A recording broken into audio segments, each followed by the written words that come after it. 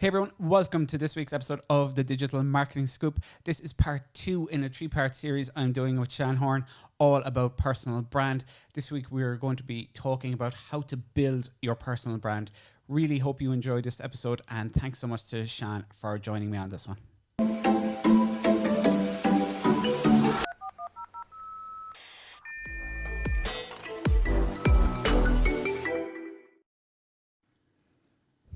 Hey everyone, welcome to this week's episode of the Digital Marketing Scoop. So I am back with Sian Horn and continuing on from our last episode where we were defining what personal brand was. This week we're going into how to build it.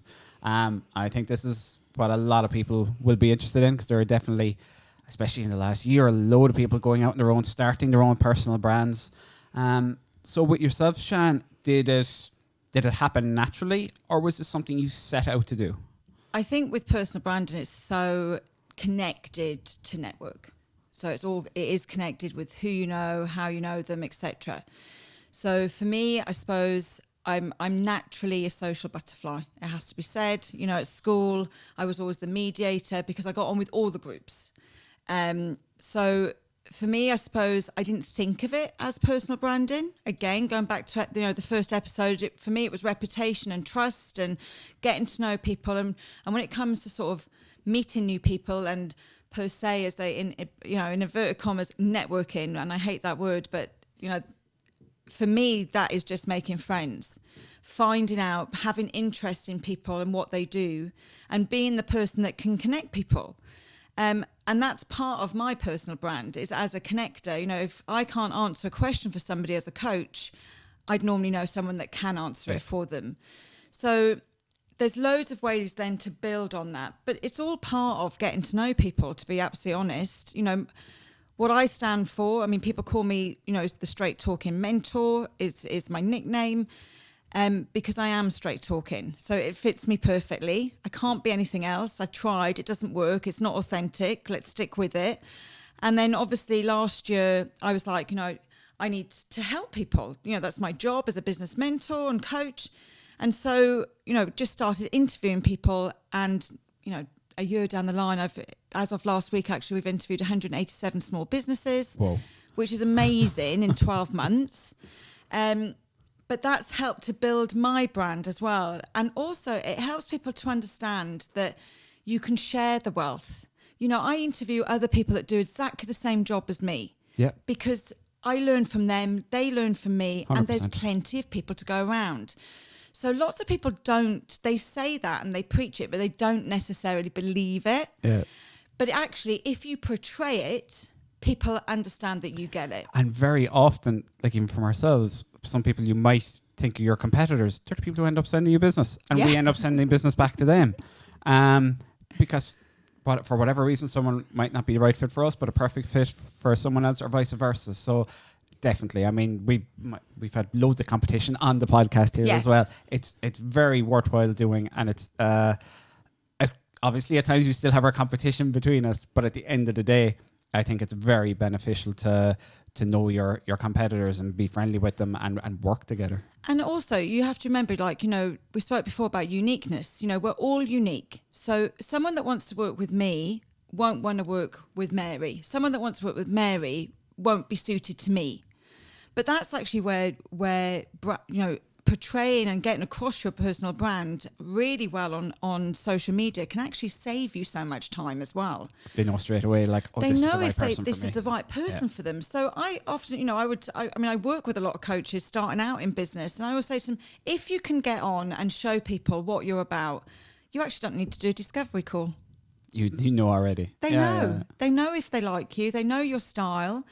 They know, if someone's not going to come to me if they don't want someone to be honest and truthful with them. They're just going to go to someone that will just blow smoke up their arse. Do you know what I mean? And that's fine, but that's just not me. Do you know what I mean? So yeah, I think people underestimate how much actually time it takes to do social media, but how much time that saves you long term, because people get to know you before they know you. Yeah, it means closing sales, to put it in an old term, is much, much easier, basically. Much easier. All of my bookings come through Instagram. Yeah. They really do. LinkedIn as well, but mostly Instagram. So we'll say someone listened to that last episode we did, and they said, okay, look, I think a personal brand is right for me. Yeah. Defined it, it's right for me. If you were then with them, what are the next steps you feel they should take to start on that journey to start building their personal brand? Obviously, completely depends on the different businesses, there's absolutely. so much. But I suppose in a general ways you can. What do you think would be the next steps that they should take? Everything for me is problem and solution. So if you're in the right place, so the first thing is, and actually I do this course with a lot of people that ring me about, I'm just about to start a business, Sian, it's amazing. And I go, okay, would you do this course with me first? Because a lot of times people are going into business for the wrong reasons. So if you're truly following your passion, then you will be your authentic self, so you can use your personal brand. Does that make sense? It does, yeah. If you're not following something you don't love, your excitement isn't going to come across. Yeah. It's going to be like tell your face sort of situation. Do you know what I mean? I'm so happy, tell your face. So the first thing is to make sure you're in the right business. And then obviously what you talk about then, you can't bullshit when you love something. You know, people always used to say to me, oh, you're an amazing salesperson. I never knew I was in sales. I was just telling people about the things I loved.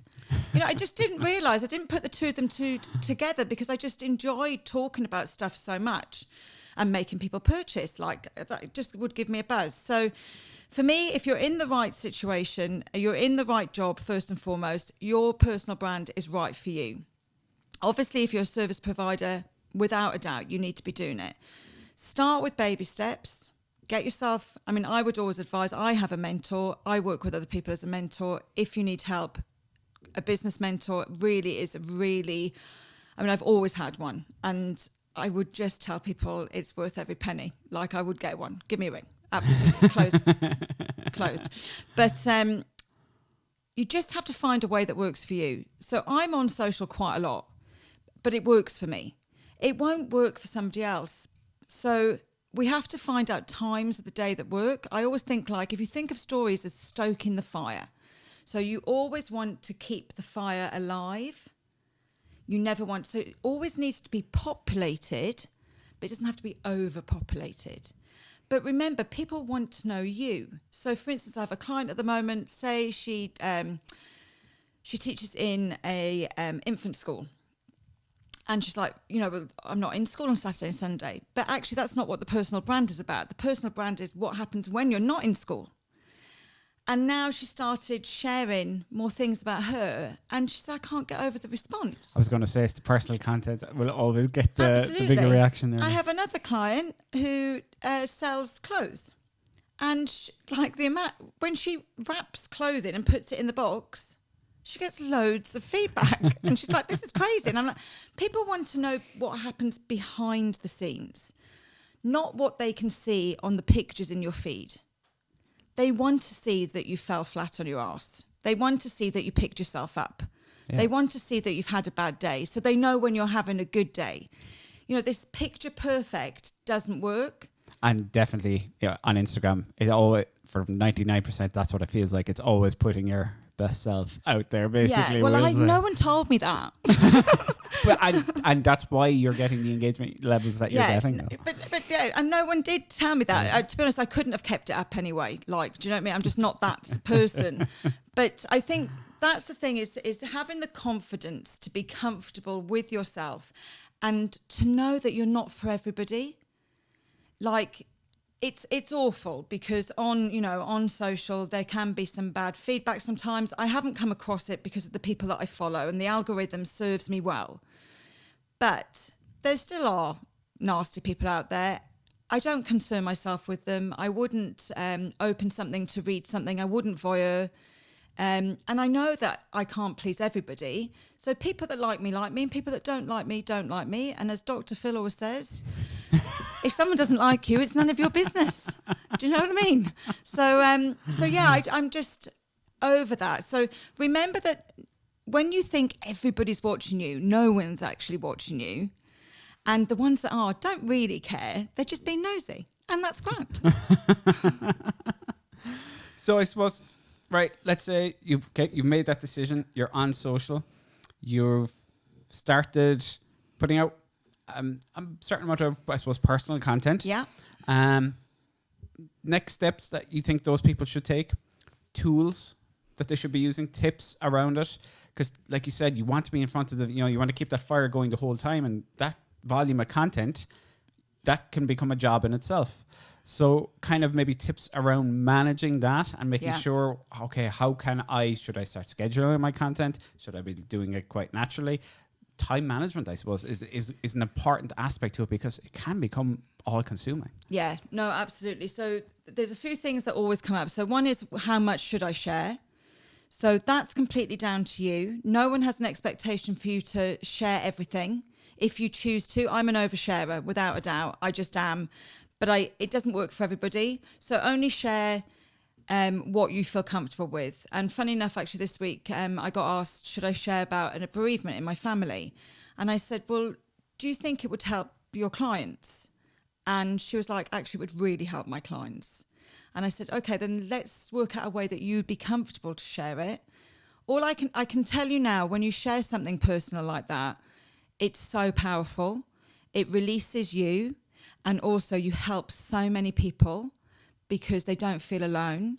So if you're in that arena where you're there to help people, and most people I work with are, it's actually really powerful to share those sort of things, but it's how you share them. You don't have to do it verbally.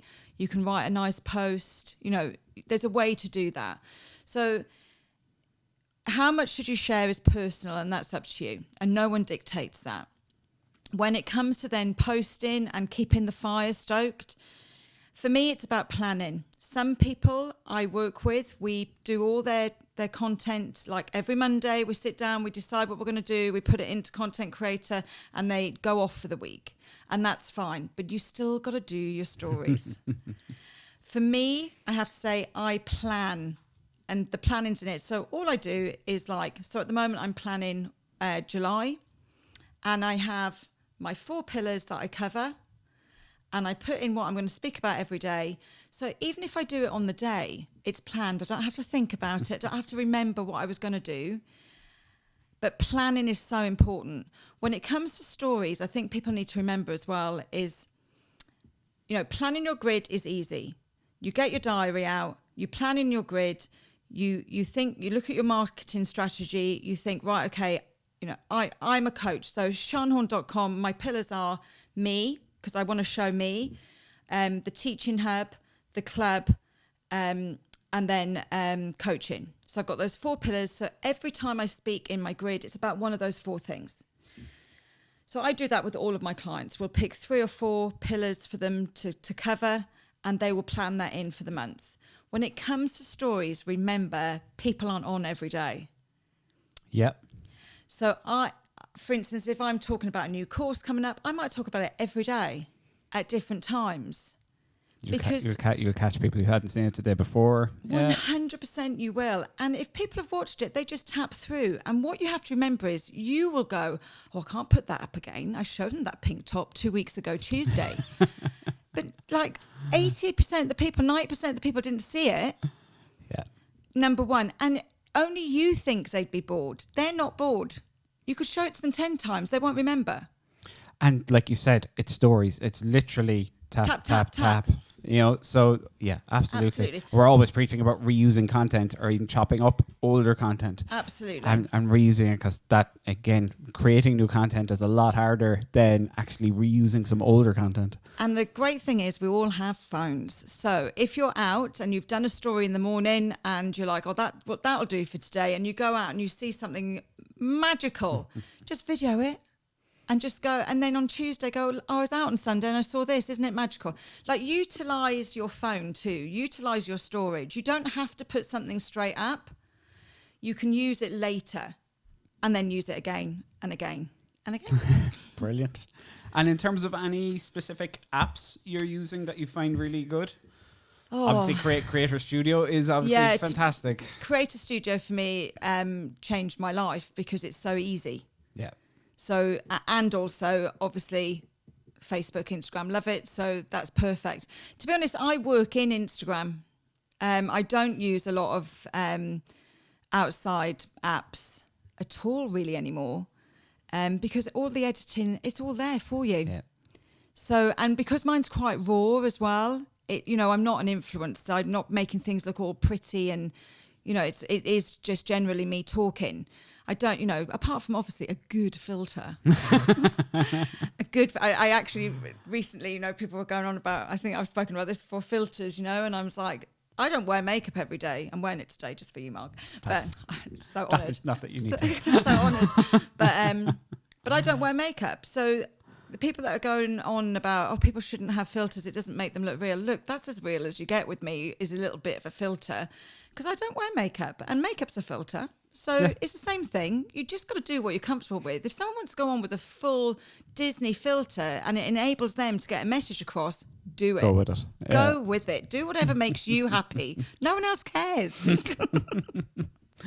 Brilliant. So there's no kind of, because I know definitely one thing, this is probably more with LinkedIn stories, is I found that the way that's set up at the moment is, for want of a better word, crap. Yeah. And that kind of, it's very hard to make your existing content work with it. So I can't remember the name of the app offhand, but like Choppy, just a really simple tool, might be something like that for chopping up your longer form content for LinkedIn stories. Yes. Quite helpful. But as we say, LinkedIn then is a very different space, but I would imagine because you're talking to this business people at the end of the day who are your customers as well. Yeah. So in terms of LinkedIn, is that something you're utilizing an awful lot? I stopped doing stories.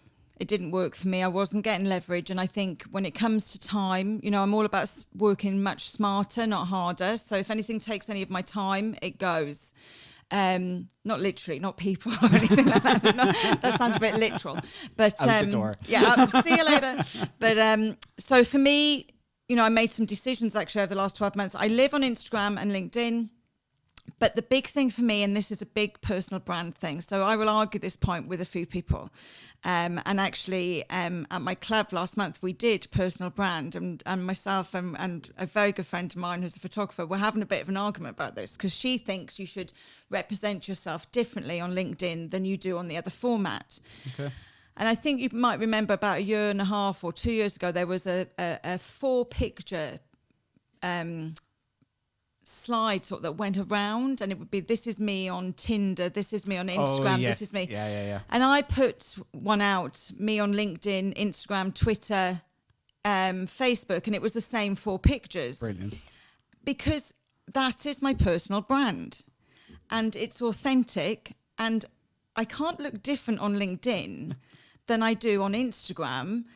On Instagram, I'm generally in a sweatshirt, or I might have a suit jacket on every now and then, but I'm casual. Do you know what I mean? So on LinkedIn, I'm casual too, because I always use this as an example. If I had my hair done and my makeup done and put on like some mad suit and a pair of high heels, every time I got on LinkedIn, someone booked me to come and do like a business overhaul. I walked into their business in my tracksuit, they'd shoot themselves because they'd be like, who's this mad one come in? That isn't who I am. I go in and roll up my sleeves and get ready to go. And I can't do that in a pair of high heels and a jacket. I'm not comfortable that way. So you have to decide when it comes to personal branding. This is an argument that goes around. Should you portray yourself different on a business platform like LinkedIn than you do on Instagram? My personal opinion, for my personal branding, that wouldn't be right, because I offer a service and it just wouldn't be right. But I do think LinkedIn has become a little bit more casual over the last 12 months. 100% has. And I think Instagram has become a lot more business over the last 12 months. And that's because everybody's working from home. 100%. So I think they are just slowly, the line is really getting blurred now. And I like that. Yeah, definitely. I like that. So. No, I mean, I like, for us, obviously, LinkedIn is a great platform as well, and something that we focus a lot on. Yeah. But like you said, the stories platform isn't there yet. I'm hoping it will be at some stage, because I can see that will even more so make it more casual, because as you're going through your day doing meetings, doing a quick story in the meeting, tagging the client in the meeting, all that should be happening on LinkedIn. But I don't know how they haven't got it quite right yet, because like I don't see everybody's story either on LinkedIn. It's very segmented, like it's not quite right. Also, I would see a lot of businesses doing scripted work. Yeah. You know, we have had such a great week this week. I want to say thank you to all. That comes back to the casual thing again. Yeah. Like it is, it's the way everything is going. I think, you know, even pre-social media will say everything was all, the suits, the straight laced, all that. That is just going out the window. COVID accelerated it massively. Yeah. But I mean, you know, I go to meetings in jeans and a t-shirt all the time. But it's just, you know, it's just, that's the way it is. And that's the way it is for a lot of businesses. But if you looked on those platforms going back, you know, maybe a year or two, where they're in the suit and the tie and all that. So different. But it's, it so absolutely different. is. I actually got asked to do some work with a huge corporate, multinational recently, and they've got, like, you know, in-house Facebook, and they were asking me to help them with it. And I watched a video that they put out, you know, and it was so rigid. And I said to them, can I just ask you, what was the message that you wanted to get across? And they went, and actually the message was just thank you. And I was like, why didn't you just say thank you? Why did you overthink it and overcomplicate it? Because now the thank you's been lost somewhere. Yeah. And it's boring. You know, like whatever I think people have learned over the last time, you know, these weird times, you know, I've always said I love what I do. So it's, for me, it's not a job. Like, I do what I do, you know, and I've always done it. I just get paid to do it, which is amazing. But it's got to be fun. Yeah. Because we do it all the time. So if it's not fun, or if you can't find the fun in it, stop it. Go and find something that's fun. Yeah, but you're not going to keep, if you don't enjoy it, you're not going to keep it up. No. And the key with building any type of brand is consistency over time. 100%. Oh God, Mark, the word consistency, my clients hate me, but that's what it's all about. It's consistency. And, you know, we were talking, you know, about building that brand, and that is so, so important, and not giving up. You know, when I started, people would say to me, oh, I was doing lives on Instagram, Sian. You know, people weren't really watching, so I stopped. And I'm like, how many did you do? 4. Oh my God, that must have killed you. Do you know what I mean? And I'm like, what did you want? You know yourself. You start a podcast. You know, my first podcast, 12 people listened. Oh, I thought you did more than me. I knew that. But you know what I mean, though? But you just keep going, don't you? And then suddenly it just starts building traction. It's compounding. It's over time. You help more people, they tell more people, those people tell more people. It grows. And the thing is that it's the longer you're doing it, the more it'll grow quicker the longer you're into it. So I can understand why people find it so hard in those first 6 months of building any brand, or 6 months, year, 2 even, however long it takes. But consistency is so important. You have to be out there in front of your target audience all the time. And whether that's in the professional setting of LinkedIn or the more authentic, casual self, whatever it is that you're comfortable with, as you say. But you have to be there all the time. You have to be consistent with it. Like, I go out, you know, when I started interviewing on Instagram Lives, obviously COVID had just hit. So I went out every day at 11 o'clock. Yeah. I became like Desert Island Discs for business. It was almost like the COVID TV show on, because every single day Sian was on live. But then I was like, I'm knackered. I was so tired. Like, I was like, oh my God, I suddenly hit me what had happened. You were doing like an hour and a half, 2 hours a day nearly. I loved it. It kept my sanity. It was either that or red wine. Like, and I couldn't drink for 24 hours a day. You could combine the two of them, though. Well, I kind of was, Mark. I kind of was. But when the second one hit, the second lockdown hit, I was like, I can't do that again. Do you know what I mean? So we went out 3 times a week. And now as things get, you know, as we learn to live in the new normal, you know, but I won't stop. Mondays at 10 o'clock will be my time. And everybody knows it's my time. We've toured with it now. So, you know, I can go to Dingle and pop in and see a few people. This is personal branding. People know me as the girl that supports small business. Yeah. And the longer I do that, the better it becomes and the stronger it becomes. It does not happen overnight. This time next year, I'll be in a completely different place to where I am today. Yeah. And with that consistency comes, we talked about the previous one, the networking, the connections. 100%. Because literally out of nowhere, because you just hit their feed at the random right time. Yep. On a random day during the week, and they're like, oh, this is the person I need to talk to, and you'll get that DM or private message, and that connection could end up being a massive client. Yeah. And if you're not being consistent and in front of people all the time, those are the types of connections you are going to miss out on. I see a lot of people sometimes, they'll be like, oh, I'm not going live. No, they'll be going, say, live on Thursdays at 7 p.m. forever. And they're not going live tonight because I've got a client call or whatever. And I'm just like, you've lost me now. But they lose me forever. Well, if you're in a routine, all of a sudden that stops. Like, touch wood, we've never missed an episode of the Digital Marketing Scoop podcast. Never. Every single week.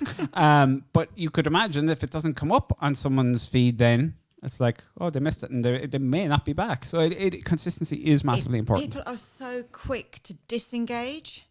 You've taken, they say 21 days to change a habit. You've taken 3 or 4 weeks to get people used to something. The minute you finish it, they disengage. It takes you those 3 or 4 weeks again to get them back, which takes, that's your energy and that's your time. So consistency, 100%. You have to be constant. They talk about constant brands, very rarely would you go a day without seeing Coca-Cola. Yeah. It's a constant brand. Good personal, strong personal brand is a constant brand. I'll often use things like, Jesus Christ, they'd be sick of the sight of me. But actually, I'm a constant in some people's day. So that's fine with me. Do you know what I mean? So if we were to, let's break it down. So we were saying the title of this episode, How to Build Personal Brand. I suppose the main thing being your authentic self, as you say. You're not going to keep it up. Yeah. You're not going to be out there doing stories, doing videos, or I suppose we should also say that if you're not comfortable on camera, there are definitely people who do it through, the written word. There are other ways, but I suppose that's the place you know, obviously. Yeah. But the same thing goes. Have to be authentic. You're not going to keep it up if you don't love what you're doing. And you have to be consistent. And I think really have to work out if it works for you. It's take it back to the beginning. Think these things through before you start. Yeah. Do you know what I mean? I've another client actually that does so much through blogging and through the written word, but actually now has worked out 8 weeks in, they physically don't have the time for that. But there's other ways to do it as well. If I look at one of my brands, B-Bell, that builds my brand. It's everything I believe in, but actually it's driven by community-based content. Yeah. It still is my brand. Yep. And it still boosts my brand, but other people help me do that. And there's power in numbers. So never forget that other people can help you with your personal brand. Oh, well, I think that over time, that's vital. Yeah. Because those are the people who are going to share your content. Those are the people who are going to talk about you and recommend you. So that's absolutely vital to the growth of any brand of any sort. But again, it comes back to being consistent, because if you're not in front of them, absolutely, they forget about you. Yeah, don't be the best kept secret. Half the people I know, I'm like, you're the best kept secret in Ireland. Like, what are you doing? So important. So important. Brilliant. Fantastic, Sian. So I think we've hopefully helped an awful lot of people there who are on that journey, basically, to building their personal brand, and gave it a lot of advice and tips. Next episode, we're going to go into, you've built your personal brand, or you're in the process of building it. How are you going to leverage it to grow your business? Brilliant. That's been this week's episode of the Digital Marketing Scoop.